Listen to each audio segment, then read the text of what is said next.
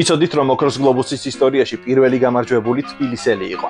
მისი სახელი დღეს თითქმის არავის ახსოვს, მაგრამ ერთ დროს ჰოლივუდის ოქროს ხანის ვარსკვლავად ითვლებოდა. მოქალაქე კეინის ავტორი ორსონ უელსი მას ყველა დროის საუკეთესო სახასიათო მსახიობსაც კი უწოდებდა.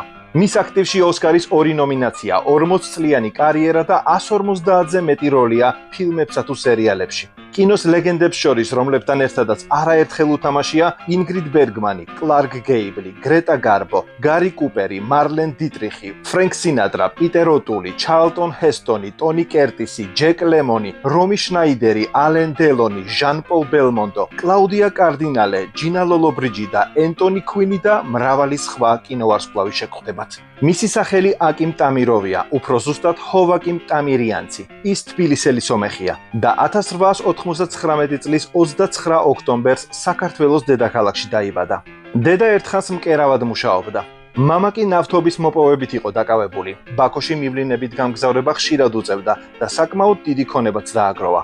სკოლის დამთავრების შემდეგ მამამ აკიმის სწავლის გასაგრძელებლად თბილისიდან მოსკოვში გაგზავნა, სადაც მან კონსტანტინე სტანისლავსკის სამხატვრო თეატრს მიაშურა და მსახიობის ოსტატობის დაუფლებას მიიღო ხელი. სცენაზე ბავშვობიდან ოცნებობდა, თუმცა 1917 წლის რევოლუციის შემდეგ ემიგრაციაში წასვლა მოუწია. კაბარე თეატრ ღამურას დასს შეუერთდა და პარიზში გაემგზავრა.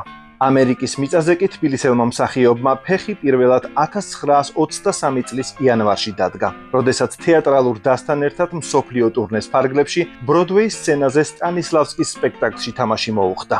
მაშინ დარჩენა ვერ გარისკა, მაგრამ 4 წლის შემდეგ 1927 წელს ამერიკაში მორიგი მოგზაურობისას საბოლოო გადაწყვეტილება მიიღო. ნიუ-იორკის თეატრალურ გილდიას შეუერთდა, ამერიკის მოქალაქეობა მიიღო და მსახიობ თამარა შეინძე, იგივე თამარა ოლკინიცკაიაზე იქორწინა, რომელიც მასსავით ემიგრანტი იყო. ნიუ-იორკში სამსახიობო ოსტატობის 2 უდიდესი სახელოსნო არსებობდა და ორივე სტანისლავსკის მეთოდით ასწავლიდა. ერთს ალი სტრასბერგი ხელმძღვანელობდა, მეორეს სტელა ადლერი. მათ სტუდენტებს შორის კი ჰოლივუდის ისეთი ლეგენდარული ვარსკვლავები იყვნენ, როგორებიც არიან მარლონ ბრანდო, ალ პაჩინო, რობერტ დე ნირო, დასტინ ჰოფმანი, ჯეკ ნიკოლსონი, უორენ ბიტი, პოლ ნიუმენი, სტივ მაკქვინი, ჯეინ ფონდა, ლაიზა მინელი და ასე შემდეგ. თბილისელი აკიმი კი სამსახიობო ოსტატობას უშუალოდ სტანისლავსკისგან სწავლობდა.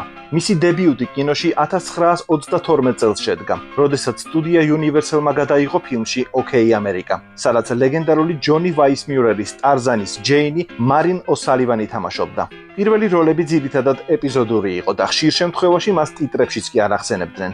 თუმცა 1933 წელს დიდი ხნის უნახავ მეგობარს, კიდევ ერთ თბილისელ სომეხს, კინორეჟისორ რუბენ მამულიანს შეხვდა. ისინი ჯერ კიდევ სტუდენტობისას იცნობდნენ ერთმანეთს და მის ფილმში დედოფალ ქრისტინაში ითამაშა, სადაც გრეტა გარბოს გაუწია პარტნიორობა.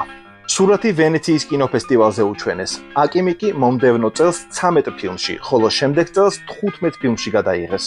მათ შორისაა სედი მაკქი და გადაჯაჭვულები ჯოან კროუფორდის მონაწილეობით, ეკატერინე დიდი მარლენ დიტრიხით მთავარ როლში, ახლა და მარად გარი კუპერისა და ქეროლ ლომბარდის ეკრანული დუეტით. სტუდია Paramount-ის ოსკარით აღნიშნული სათავგადასავლო სურათი ბენგალის კავალერისტთა ცხოვრება, სადაც კვლავ გარი კუპერი ბრწყინავდა და მეტრო გოლდვინ მაიერის ფილმი ჩინეთის ზღვები, რომელშიც მთავარ როლს გახმაურებული ქარწაღებულების ვარსკვლავი კლარკ გეიბლი თამაშობდა.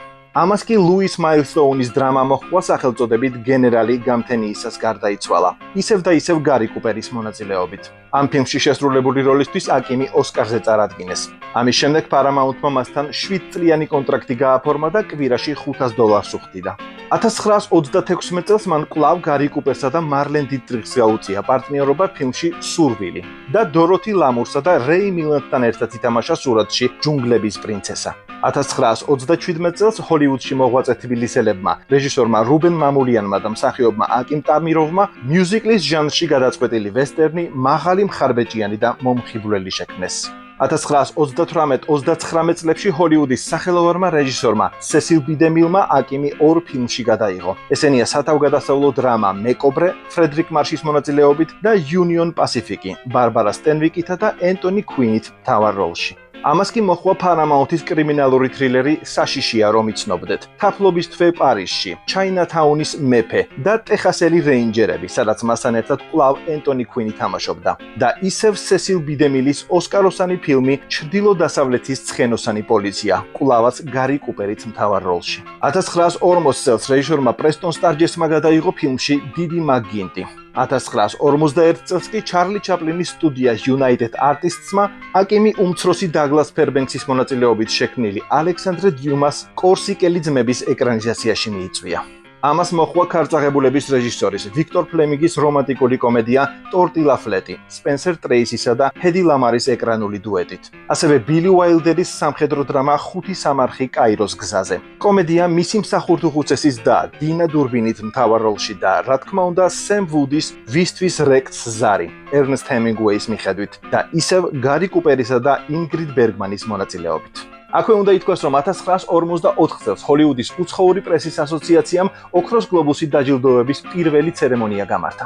და სწორედ ზემოთ ხსენებულ ფილმში შესრულებული როლისთვის აკიმ ტამიროვი, რომელიც მოგვიანებით ოსკარზეც წარადგინეს, პირველი ადამიანი გახდა კინოს ისტორიაში, რომელმაც ოქროს გლობუსი დაიმსახურა.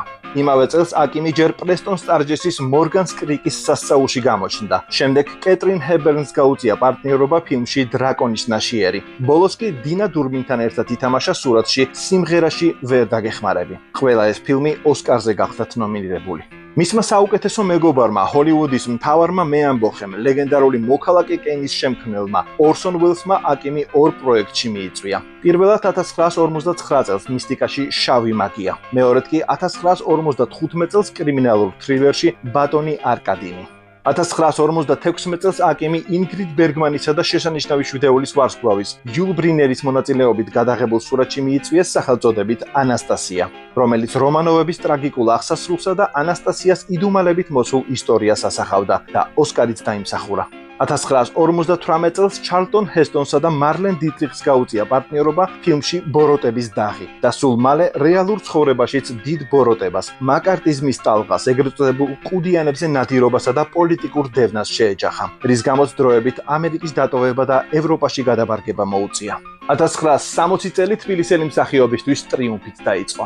8 თებერვალს ჰოლივუდის დიდების ხეივანში მისი სახელობის ვარსკვლავი გაიხსნა. შემდეგ კი კინოეკრანებზე ლუის მაილსტოუნის ოუშენის 11 მეგობარი გამოვიდა.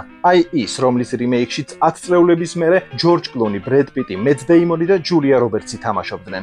და აკიმმა იმდროინდელი ამერიკული კინოს ლეგენდებს, ფრენკ სინატრას, 딘 მარტინს, სემი დევის, პიტერ ლოუფორდსა და ენჯი დიკინსონს გაუწია პარტნიორობა.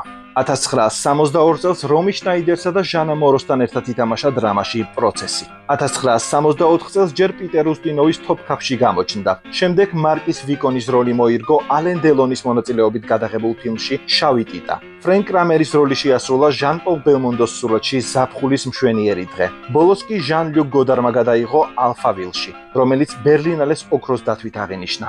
ამას მოჰყვა ოსკარის 5 ნომინაციით წარმოდგენილი დიდი რბოლა, ტონი კერტისისა და ჯეკ ლემონის ეკრანული დუეტით, ლორდ ჯიმი, პიტერ ოტულისა და ილაი უოლაქის მონაწილეობით და მარკო პოლოს თავგადასავალი, სადაც მთელი თანავარსკვლავედი, ორსონ უელსი, ენტონი κουინი, ომარ შარიფი, რობერ ოსოინი და მასიმო ჯიროტი თამაშობდნენ.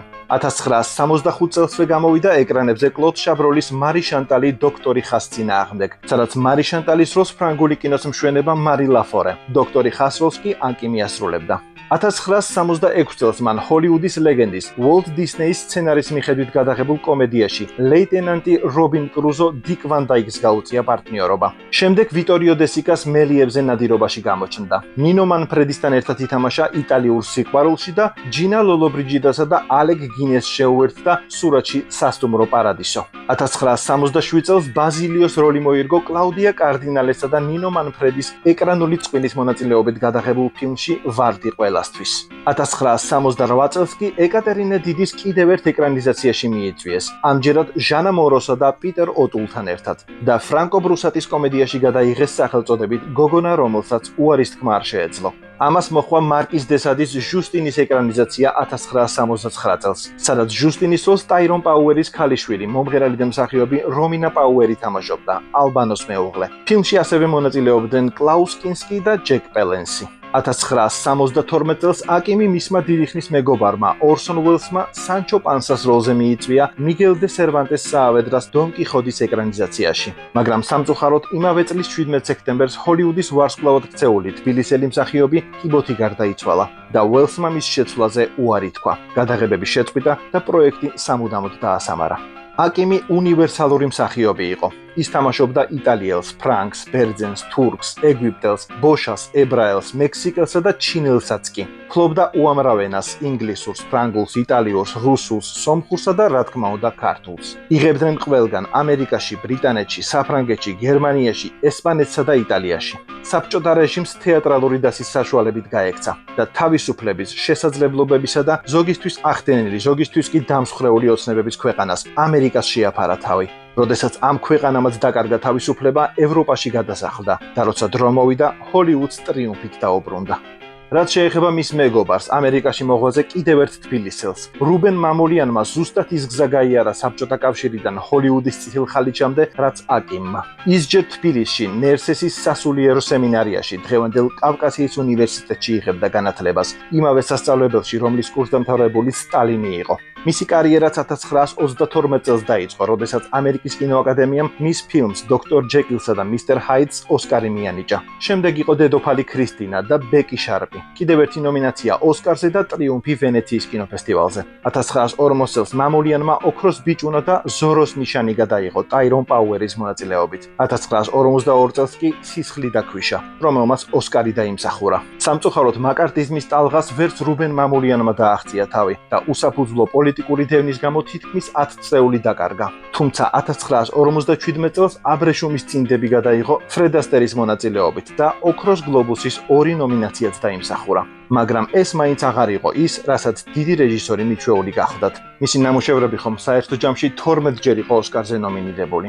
მამულიანის კარიერის დასასრული და მისი უკანასკნელი ფილმი 1963 წელს გამოსული კლეოპატრა გამოდგა, რომლის გადასაღები მოედნიდანაც პროდიუსერ დერილ ზანოკთან შემოქმედებითი უთანხმოებისა და ფილმის მთავარი ვარსკვლავის ელიზაბეთ ტეილორის კატეგორიული მოთხოვნის გამო ისე დაითხოვეს და ჯოზეფ მანკევიჩით ჩაანაცვლეს, რომ წარბიც არ შეუხლიათ. უფრო მეტიც, მისი გვარი ტიტრებშიც არ უხსენებიათ. ამბობენ ზანოკი ფილმის დასრულებას ალფრედ ჰიჩკოკს თხოვდაო, მაგრამ ჰიჩმა ცივი უარის ტკიცა და ჩიტები გადაიღო. თუმცა საბოლოოდ კლეოპატრამ კინოაკადემიის უმაღლესი პრემიის 9 ნომინაცია და 4 ოსკარი დაიმსახურა. ჰიჩკოკის ჩიტებმა კი მხოლოდ 1 ჯილდო, ისიც ვიზუალური ეფექტებისთვის. ამ შეურაცხმყოფელი სკანდალის შემდეგ რუბენ მამულიანმა ჰოლივუდი სამუდამოდ მიატოვა და თითქმის 30 წელი კინოს აღარ გაკარებია. ის 1987 წლის 4 დეკემბერს 90 წლის ასაკში ლოს-ანჯელესში გარდაიცვალა.